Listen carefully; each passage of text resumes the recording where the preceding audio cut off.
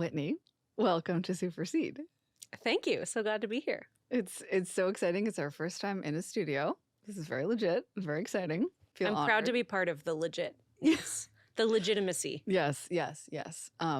It's really exciting. I just want to give folks a little bit of context. I have been following your work for a while. Yeah. Stop. I remember finding you like years ago. I don't actually know how many years ago it was, and I'm like afraid to. I don't like many. And you have remained the like journalistically forward writer person who is covering topics that are not widely talked about, and I really trust you as a resource. Thank you. I really appreciate that.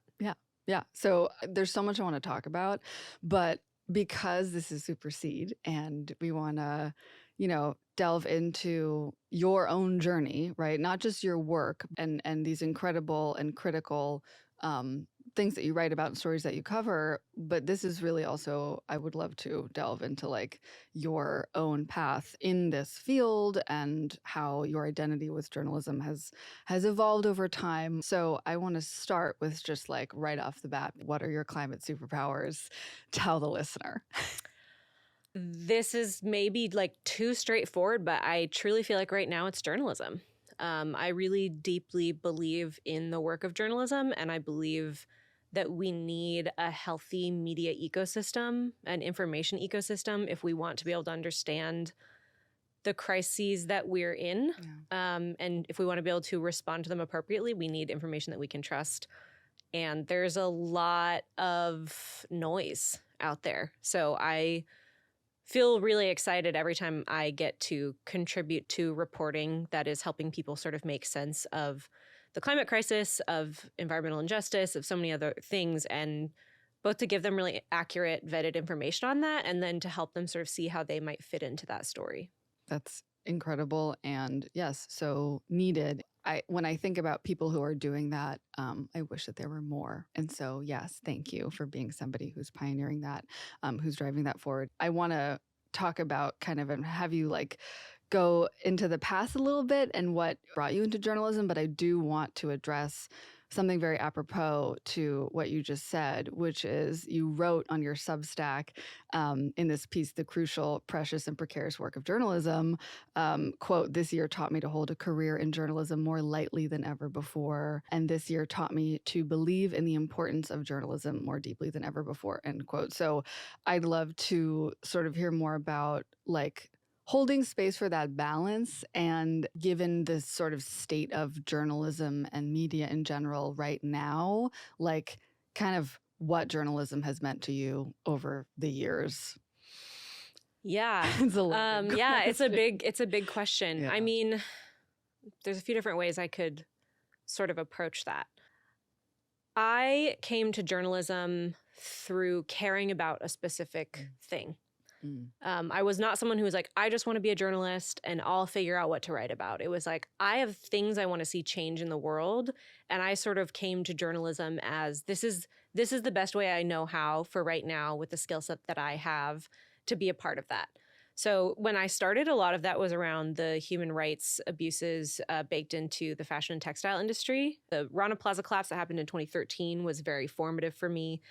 And that taught me a lot about supply chains and how supply chains are about humans. And when you start to try to think about what does it mean to take care of our neighbor, whether they're our neighbor, in the New York garment district or they're my neighbor in Bangladesh on, across an ocean, you can't really take care of people if you're not taking care of the land and the water and the air that they rely on. So I sort of came into journalism by caring about this one thing. And it's funny, that's not really what I'm mostly focused on these days. Like these days, I'm much more focused on climate generally. And then sort of within that, I write a lot about food and ag for The Guardian. I'm really interested in transit. I'm really interested in waste and how we manage waste. But I guess to sort of come back to journalism, it's been about what does it mean to move towards the kind of world I want to live in? And how can I be a part of that? And so far, the way that I found to be a part of that is journalism.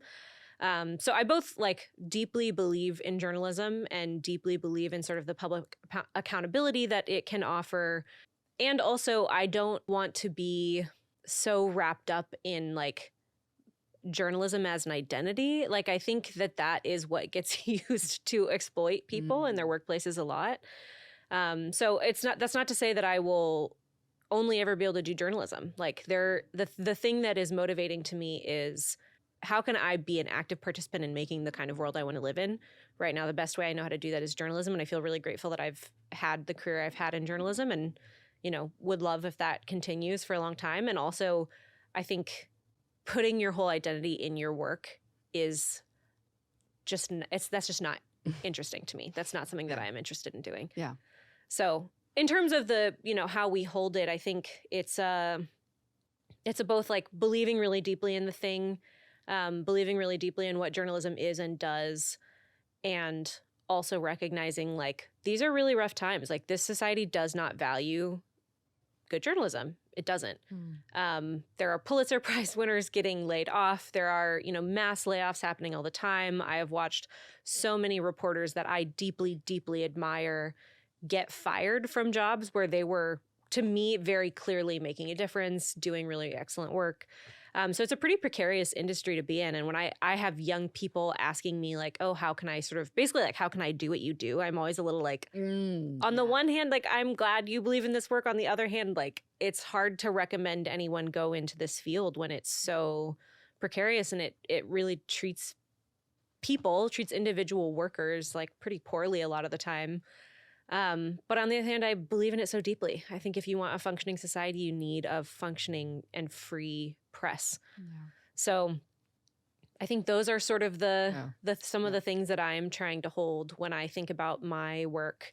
And I feel really grateful to get to do it. And I also, you know, what I'm ultimately trying to do is be part of helping create the world I want to live in. Yeah, totally. As you're talking, I'm thinking, you know, not holding your identity completely in your vocation or what pays the bills is a really interesting thing to talk about. I'm seeing your earrings, your incredible mushroom earrings. Like, you know, it could look like belonging to a mushroom club. Did I get that right? Yes, you belong to a mushroom. Yes, you did. The Mycological Society, a true delight and joy of my life. Yeah. Right. And that's a community, that's shared values, that's sharing space with people, and like building a sort of foundation of like behaviors, values, beliefs, and actions that are in alignment with the world that we want to have and grow. And that is right now also through mushrooms, which is really fun and cool. Yeah, I actually, for a story, just talked to a mycologist who said things that reminded me so much of conversations I have with young journalists, where she was saying she gets the same thing of young graduates coming to her and being like, I want to do what you do. I want to work on conserving fungi. And she's like, that's amazing. Don't do what I do, though. Get a day job, which it's not to say that's actually what every single person needs to do. But just sort of to that point, I think a lot of the things I value most deeply are not things that society rewards with a big salary. Yeah. And so figuring out, what does it mean to say, I am not willing to do work that I think is actively, you know, harmful. But also sometimes it's hard to get the things that are most worthwhile funded because they're not going to make some shareholder somewhere a bunch of money. They're like, not as sexy. Ugh. Well, yeah, it's like, I mean, coming back to mushrooms, it's like there's not money in that world. Like maybe in psychedelics eventually, but some of that is still so emergent. Right. So in terms of, you know, fungal conservation, it's like there's no getting rich and famous off of that, you know? Yeah, so the people that are in those spaces tend to be, I feel like they tend to be my people because they're so passionate about the thing in and of itself. It's like, I actually just love and believe in this. It's not like, oh, I think this is going to be strategic for my pathway to making some big paychecks. Like, it's almost certainly not going to be that. It's certainly not. And why should it be? And I think that, you know, there's a real conversation to be had for being compensated fairly for your labor and having the funding that is necessary to actually have a standard of living that everybody should have, but at the same time, maybe moving into a new world and having a different economic model is gonna be, you're not gonna make a ton of money doing mycology, but like, we don't have to do that. We don't have to. It would be nice to get some funding for like expanding those programs, making it more accessible to people. But yeah, there's so many thoughts that I have. One of them, as you're talking, is this, like, I'm kind of putting myself in the position of a listener or a person who is questioning and thinking about their path, which, I mean, who isn't? But like people who ask you, for example, I really want to get into journalism. As somebody who gets asked that as well, like, we're in climate. We're all in the climate. We're in climate. We get asked these questions by people who are really excited to delve in and explore their paths. And I find that, number one, the world is changing, right? So you are reluctant to say, yeah, totally, dive right into journalism, because we don't know where it's going to be now and in the next 1, 2, 3, 4, 5, whatever years. But I think what I'm getting at is that we must be resourceful and creative, and it is in the kind of finding those things and going down those paths of those threads or those interests that you have, as opposed to necessarily like gunning for one particular job, if that makes sense. Like, I believe in the power of mentors and like heroes, right? Like for a lot of people, they're like, what Whitney does, I want to do. But the thing is what you do and why you appeal to people and inspire them maybe is not particular to just your vocation, right? Like, it's that you love what you do. It's that you you get to have a certain level of like curiosity all the time. You have a skill set that's really valuable. Maybe there's like travel wrapped up in your work sometimes. You get to know people, you get to interact with different kinds of people, and your work is very meaningful. So like, if somebody, is thinking about that as in like that equals journalism for me, I'm suggesting that it might be a little bit more broad, right? And like, I think we live in a time where there's more opportunity for creatively choosing your path than there ever has been. Like, I certainly don't have one title, and it's really hard. It's hard to kind of put it all into 1 or 2 or 3 words, because I do multiple things. They fall under a kind of umbrella of climate, but yeah. Yeah. I mean, I think that's some of what I'm getting at with the identity stuff of like, yeah, I feel really grateful for the work I do, and I deeply believe in it. Like, just to give an example, when New York City installed the orange bins, which, if you're not from New York, so they say compost on the side, bins. And it was a lot of people being like, oh, there's composting in my neighborhood for the first time. This is really exciting. Yeah, right. Part of the reason, like, this might seem like a small example, but part of the reason I want journalism to continue to exist is like, I got to say for this period of time, it's my job to find out, is this orange bin program actually delivering the environmental benefits it says it's going to? Because if you don't have a journalist, who's going to do that? Yes. It's not actually it's something that takes a lot of time. I give this example often, not because it's special that I do this. I think this is pretty standard for a lot of journalists, but like, let's say for a given story that's 12 to 1,500 words, I'm going to talk to between 3 and 5 people, do 3 to 5 interviews, going to have transcripts from those that are like 95 pages long. I'm going to pull quotes from that end up getting really condensed down. That's all to say there's a lot of work that goes into just finding out the answer of like, is this orange bin program actually good for the environment? And if you don't have someone in society whose job it is to do that, you will not know the answer. Yes. And so your city might put their money towards a program. They'll put it towards this program as opposed to this program. And it's actually like making things worse, or it's a poor allocation of money, or, it's like, if you want the needs of your community met, there has to be some accountability, and there has to be somebody whose job it is to go find out. It's like an independent person. It's not a government employee, or it's not the employee of the company that's going to benefit from you coming to one conclusion. It's someone who's like, my job is just to find out what the answer is. Yeah, right. And then I get to share that with people. And that's one of the reasons that I love and, believe in this work. And also, I think, kind of to your point, it's like, we're in a changing world. Anyone having their identity too wrapped up in like one specific thing is like, things are changing so quickly, and we need to be able to sort of adapt. Yeah, totally. Hearing you talk about, being the one person with the orange bins, really making sure that like, is this program functioning? Is this a benefit to society?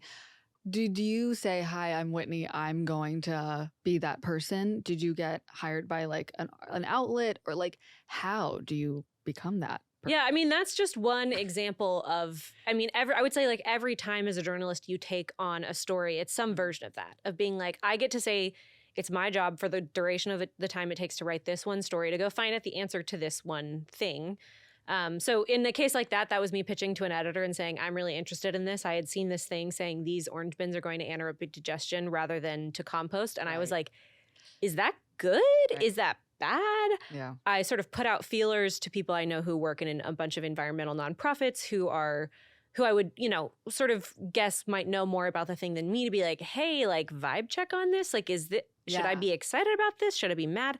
And then realizing a bunch of them didn't even know. Like, they didn't even really have a sense of like, how should we be thinking about this? And so then that tells me, okay, there's a question here that we don't know the answer to, and that hundreds of thousands, millions maybe of dollars in a bunch of cities are being put towards this thing. Like, that makes me want to go, okay, I want to understand this. Like, is this something I should be jumping for joy about, or is this something I should be hesitant about? Yeah. So I think that's kind of the role of the journalist, is to say, like, we actually do want people whose job it is to find out answers to questions that we don't have a ton of transparency around from a corporation or from the government or, from whoever. We want to have people who can sort of go find out those answers and are given the sort of time and space to track those answers down. Yeah.